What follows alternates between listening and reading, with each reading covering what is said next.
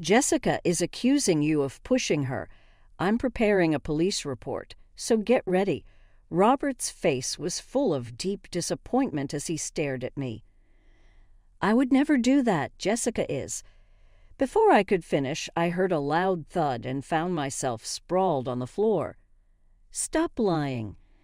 It took a moment to realize Robert had punched me. I touched my face with a trembling hand and saw blood. "I've heard about your harassment for a long time now, but Jessica always defended you." Tears welled up in Robert's eyes as he looked down at me. "And yet, just because you didn't like her, you pushed her down the stairs. I can't believe it." I still couldn't process what had happened a few hours ago. Behind Robert, Jessica, leaning on crutches, smiled sweetly at me. When our eyes met, her sweet face filled me with dread. "Robert, stop it." Linda, along with someone else, rushed into the living room. She came straight to my side and wiped the blood from my face with a handkerchief. The person with her was a police officer. Perfect timing. "Arrest this woman." "Robert, the one who should be arrested isn't our mother." "What?" "I have evidence." What Robert showed us next was shocking. It would soon reveal Jessica's true colors. "I'm Susan, 63 years old, with a son and a daughter. My husband passed away 3 years ago, and now I live with my eldest daughter, Linda. Although she's 33 and works in a female-dominated environment, she's still single. One day, while living peacefully with Linda, I got a call from my son, Robert. "Hey, Mom, I'm going to be transferred to your city next month." "What? Next month? That's so soon." Robert got married last year and has been living in another state. His company requires a lot of relocation, and he only visited during Christmas. We've been looking for an apartment since last month, but Jessica couldn't find one she liked.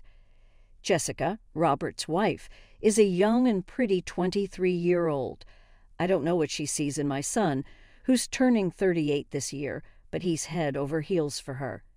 "Can we stay at home until we find a place? Our house is close to the station, so it's convenient for commuting." Our home is near a station, and a few years back, a big shopping mall was built nearby, making it a prime location. "Well, let's meet up and discuss it." "Got it. How about this Sunday?" And so, after a long time, our whole family gathered. "Hello, Susan and Linda. Sorry we've been away for so long. We really apologize for not finding a house yet." Seeing Jessica again after a while, she seemed very modern, almost like a granddaughter coming for a visit. "We want to buy a house someday.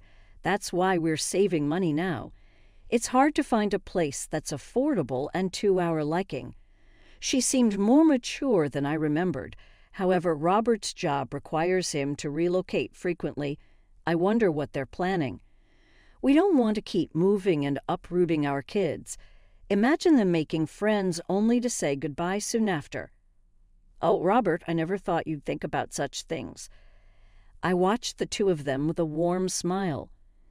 "I understand, but how about setting a deadline of 6 months?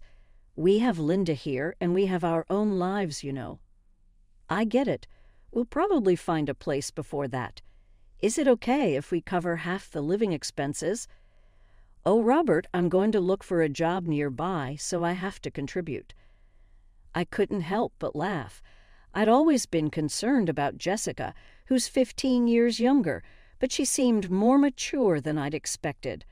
"Just the living expenses will be fine since it's just for half a year." And so, our temporary cohabitation began. At that time, Linda set some rules for the couple. "Please don't enter my room and don't touch my things. I think you can distinguish between my stuff and Mom's." Okay, we'll be careful. You really don't like people touching your things, huh, Linda?" Jessica cheerfully responded. Looking back, Linda might have felt like she was being intruded upon from that moment. It couldn't be helped. Robert and his wife would be living on the second floor, where Linda's room was also located. Once they moved in, Jessica eagerly helped with household chores. She finished cleaning and laundry in the morning, leave to look for a job in the afternoon, and return in the evening to help prepare dinner. I absolutely love your cooking, Susan. My parents never really cooked, so I'm happy to be in the kitchen with you. Oh, can I taste this? Jessica was very friendly and effortlessly closed the distance between us. She had a way of getting into your heart just like a kitten. After a few days of living together, I could see why Robert had fallen for her. Today, I got a part-time job offer. About 2 weeks into our living arrangement, Jessica announced this at dinner. It's a job shipping interior goods. Sounds fun, right? 5 days a week, from 9 o'clock a.m. to 6 o'clock p.m., I'm going to work hard. Are you sure? You don't need to overdo it. It's all right. It's for our future, after all. But I might not be able to help around the house as much as before, but I'll make sure to wake up early and not cause any trouble. Her determination made me want to support her. That's fine. I'll take care of the house chores so you can focus on your job. The first few weeks are always tough. And so I took over all the household tasks. If it was to support Robert and his wife, it was the least I could do. With Linda helping out on weekends, it wasn't too bad. Once Jessica started her job, she seemed exhausted when she came home. I was glad I'd taken over the chores. One day, I witnessed Linda confronting Jessica. "Hey, Jessica, I told you not to touch my stuff. You've been using my cosmetics in the bathroom, haven't you?" "I'm so sorry. I'm saving money right now and can't afford to splurge.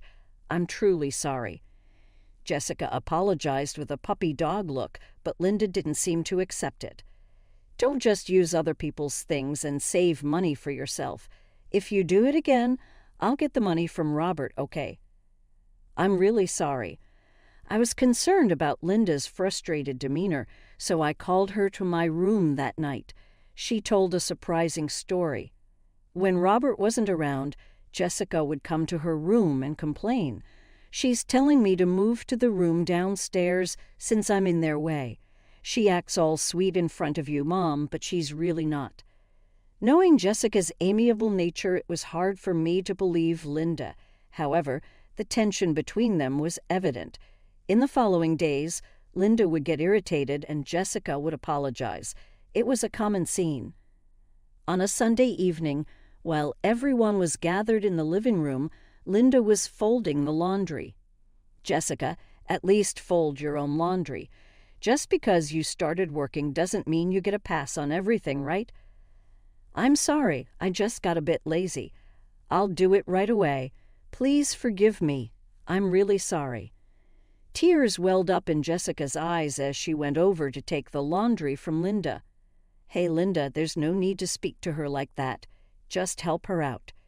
Robert then wrapped an arm around a teary-eyed Jessica. Jessica looked up at Robert with watery eyes. "Jessica, I'm sorry about my family.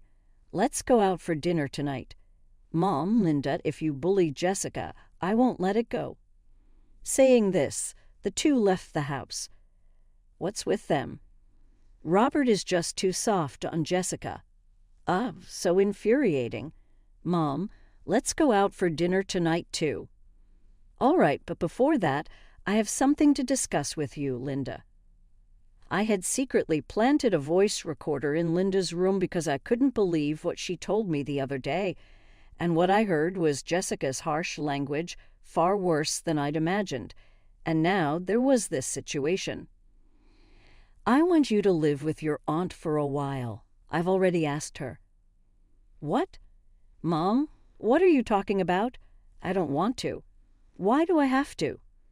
"Please, just until they move out." Perhaps Jessica was a lot more cunning than I thought. She intentionally angered Linda and played the victim in front of Robert. I didn't want Linda to be the villain in Jessica's narrative anymore. "I want to protect you. Please, it's the biggest favor I'll ever ask of you." Maybe Linda sensed the urgency in my tone as she silently nodded. Despair was evident in her eyes. I hugged her and whispered, "We'll be back to our regular life soon." I needed to end this living situation soon. We were only 3 months away from the deadline of the living arrangement with Robert and Jessica. After Linda left, Jessica became even more relaxed at home. She didn't show me any of the attitude she had with Linda, and that confused me even more. It feels kind of lonely now that Linda is gone, doesn't it? Yes, it does. Please think of me as your real daughter from now on. I think of you as my real mother, Jessica said with an innocent smile, but I felt mixed emotions. It sounded as if Linda would never come back. As days went by, Jessica began to act more and more spoiled, as if I really were her mother. Susan, I want to eat that tonight. Susan, can you iron this for me? Susan, let's go shopping together soon. To an outsider, we might have looked like a real mother and daughter. Once you let someone into your heart, it's hard to push them away for no reason. I continued living with Robert and his wife, feeling conflicted and uneasy. Around that time, whenever Robert was late from work, Jessica also came home late, and occasionally she'd say things like, "Susan, can you lend me some money?" I started to hold back my thoughts more and more, thinking, it's only for a little longer. Linda would visit on Robert's days off. Sitting with her, sipping tea, it felt as if we were still living together. Mom, I couldn't trust Jessica after I moved out. I had a private investigator look into her. She's a big liar. What Linda told me was shocking. Jessica was working only 3 days a week, and the other 2 days she was meeting a man, at least 2 men in fact. It seemed more like they were giving her allowances rather than being romantic relationships. But Linda said seriously, Jessica has someone else she truly loves. She seems to be giving all her money to this main guy. For Jessica, Robert might just be someone who gives her pocket money. I can't believe it. I was in a strange state of shock and realization, but I couldn't forgive her for involving and hurting my precious family. I'll gather more evidence and then talk to Robert. I don't want Jessica to do as she pleases, and I don't want Robert to get hurt. Linda seemed to feel the same way as me. I had been thinking I just needed to be patient a little longer, but that feeling was completely gone. I also needed to prepare for any unforeseen circumstances. Hey, have you guys found a place yet? It's almost the end of our agreed period. I hadn't heard much about their house hunting since we started living together. I had always wondered if they were really looking. Yeah, we checked out some places near my office the other day. Found a few good ones, so Jessica and I will go for a viewing soon. That's good to hear. What? Robert, you said you'd leave it to me. I like it here. Linda moved out, so why can't we just live here? I was at a loss for words. Jessica hadn't been looking for a place after all. I had been putting up with her recent behavior, thinking, it's only for a little while longer. No, you have to honor our agreement.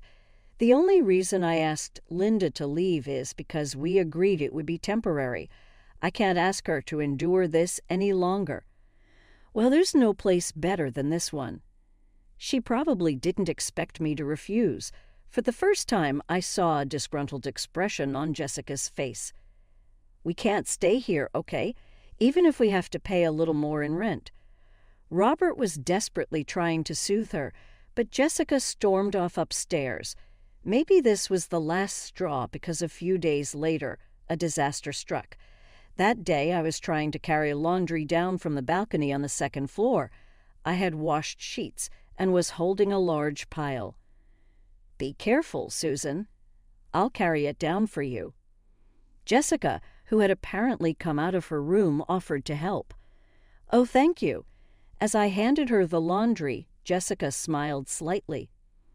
Susan, I always get what I want, no matter what it takes. Excuse me. I thought I had managed both Linda and you. Such a pity. I was confused, not understanding what Jessica was getting at, and the next moment, no, Mom. Stop it. Suddenly, Jessica, still holding the laundry, dived down the stairs. I stood frozen at the top of the stairs. It felt like watching something in slow motion. With a loud thud, Jessica tumbled down. Robert, who was in the living room, rushed over to her. "Jessica, Jessica. Mom, call 911. Snapping back to reality, I quickly called an ambulance from my cell phone. When the ambulance arrived, Robert accompanied Jessica to the hospital. I remained paralyzed at the top of the stairs, alone in the house and still in shock. I found myself calling Linda. My voice trembled as I recounted the recent events. "Mom, it's okay. I need to check something and then I'll come over," Linda said and hung up. I don't know how much time had passed when I heard the front door open in the now dark house. I rushed to the entrance. "Robert, how's Jessica?" Behind Robert stood Jessica, her left leg in a cast and leaning on crutches. Perhaps the laundry cushioned her fall, as she didn't require hospitalization. Seeing Jessica with bandages wrapped around her slender arms and head was heart-wrenching. "Jessica, are you okay?" Hesitating to speak to her, Robert answered for her. "What nerve do you have to ask that? What Jessica said, you pushed her. We are even preparing to press charges, so be ready." Robert's face was filled with disappointment. "But I wouldn't do that. Jessica, just as I was about to speak, I heard a heavy thud and found myself collapsing onto the floor. "Stop lying." It took me a moment to realize that Robert had punched me. I held my trembling hand to my face and saw blood.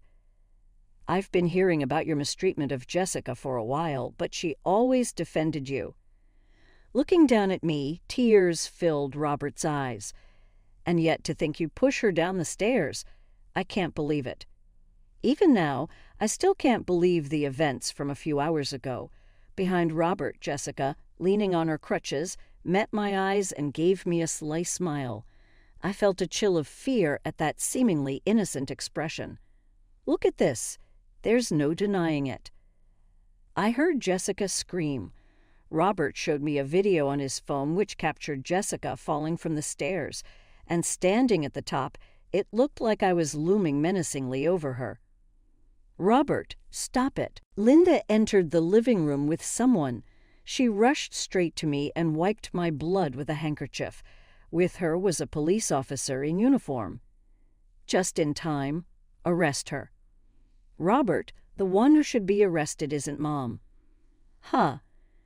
I've got evidence. If shown the earlier footage, anyone would see it as my wrongdoing. I was stiff with anxiety."